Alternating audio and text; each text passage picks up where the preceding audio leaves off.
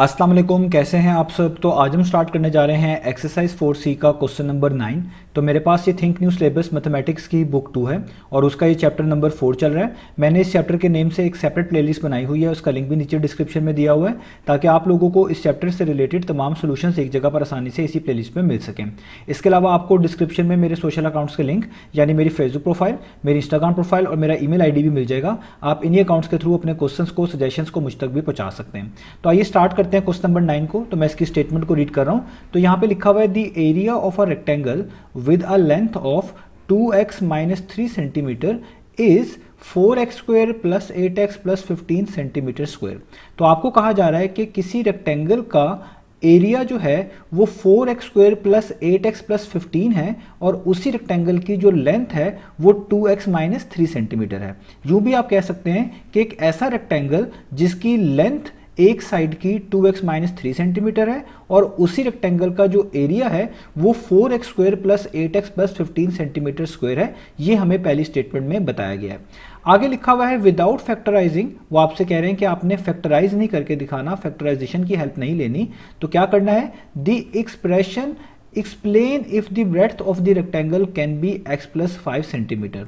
तो वो हमसे कह रहे हैं कि आपने फैक्टराइज किए बगैर किसी भी एक्सप्रेशन को ये बताना है कि क्या इस रेक्टेंगल की जिसकी लेंथ 2x माइनस 3 है और जिसका area 4x square plus 8x plus 15 centimetre square है, क्या इस रेक्टेंगल की ब्रेड्थ x प्लस 5 सेंटीमीटर हो सकती है कि नहीं हो सकती। तो अगर मैं क्वेश्चन की स्टेटमेंट को कंक्लूड करूं, आपको एरिया ऑफ रेक्टेंगल एक रेक्टेंगल का बताया गया है, आपको उस रेक्टेंगल की एक लेंथ भी बताई गई है और आपसे ये पूछा जा रहा है कि क्या इसी सेम रेक्टेंगल की ब्रेड्थ x प्लस 5 हो सकती है कि नहीं हो सकती। आपने इस चीज़ को बताना है बगैर फैक्टराइजेशन किए, बगैर किसी भी एक्सप्रेशन को फैक्टराइज किए। तो ये हमें स्टेटमेंट समझ आ गई होगी। तो अब हम इसका सोल्यूशन करते हैं। तो सबसे पहले आपने समझना है कि हमारे पास यहाँ पे जो चीज़ गिवन है वो क्या क्या है। तो हमारे पास एक रेक्टेंगल का एरिया गिवन है, हमारे पास उस रेक्टेंगल की एक लेंथ भी गिवन है। तो हमारे पास जो चीज़ गिवन है हम उसी का फॉर्मूला यहाँ पर लिखते हैं पहले। तो लेट्स से हमारे पास एरिया ऑफ रेक्टेंगल से रिलेटेड क्वेश्चन है, तो मैं यहाँ पे लिखता हूँ एरिया ऑफ अ रेक्टेंगल।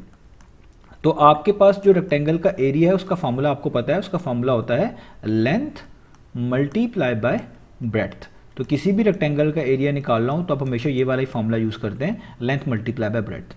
अब देखें, एरिया हमें बताया गया है, लेंथ हमें बताई गई है और ब्रेड्थ के बारे में हम श्योर नहीं है कि यही ब्रेड्थ है कि नहीं है, इसी को हमने चेक करके बताना है।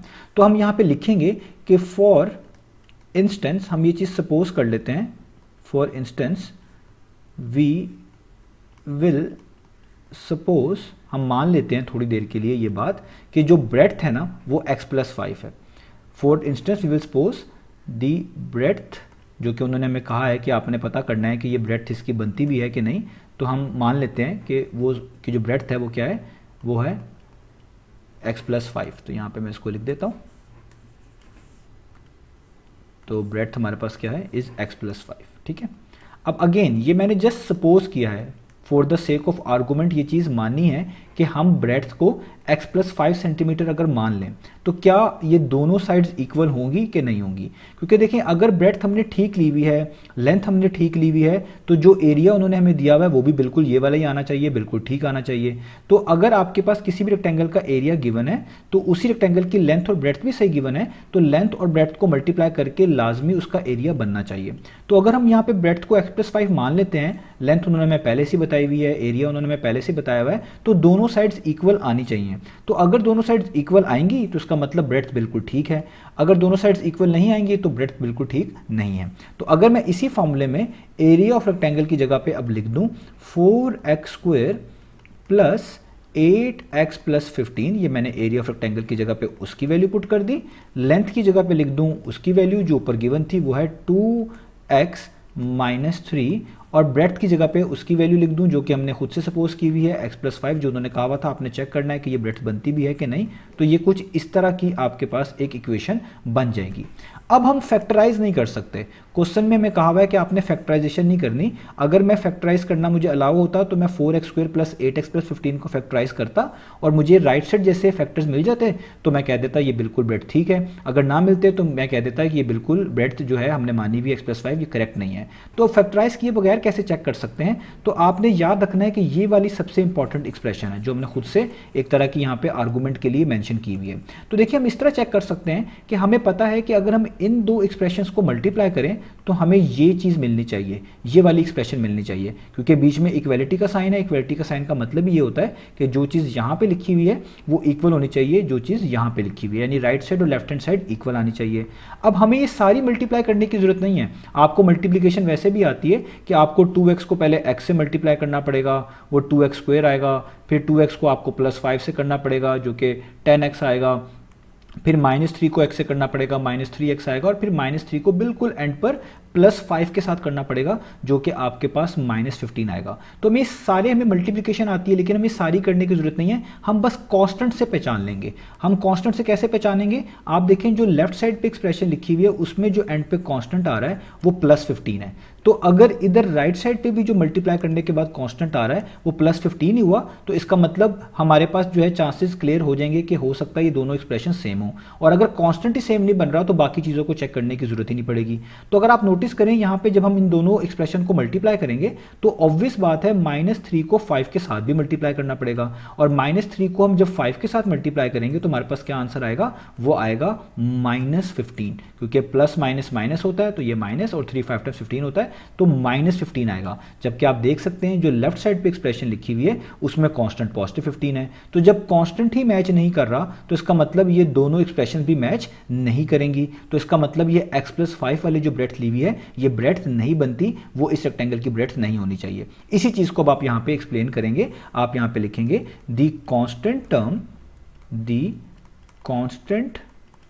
टर्म, ठीक है, किसके अंदर? इन दो एक्सप्रेशंस की प्रोडक्ट के अंदर, इन 2x - 3 एंड x+5, यानी इनको मल्टीप्लाई करेंगे, इज -15। वो क्या है? वो -15 है। और जो आपकी एक्सप्रेशन लिखी हुई है लेफ्ट साइड पर उसमें वो क्या है? +15 है। ये भी आप लिखेंगे।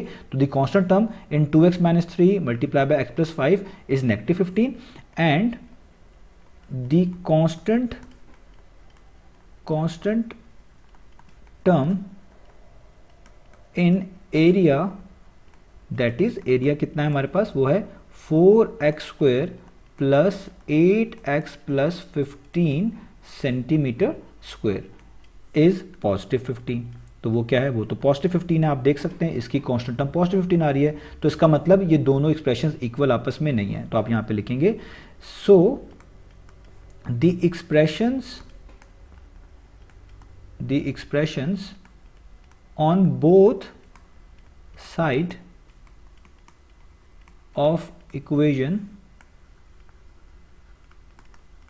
Are not equal. वो इक्वल ही नहीं है। अगर वो इक्वल ही नहीं है तो इसका मतलब x+5 जो है वो ब्रेथ नहीं बनती, क्योंकि अगर ये ब्रेथ बनती होती तो ये दोनों चीज़ें मल्टीप्लाई होके आंसर ये वाला ही आना चाहिए था जो लेफ्ट साइड पे था। तो आप लिख देंगे कि यहाँ पर, इससे हमें क्लियर हो गया कि hence x+5 centimetre is not the breadth of rectangle, is not the breadth of a rectangle. ठीक है,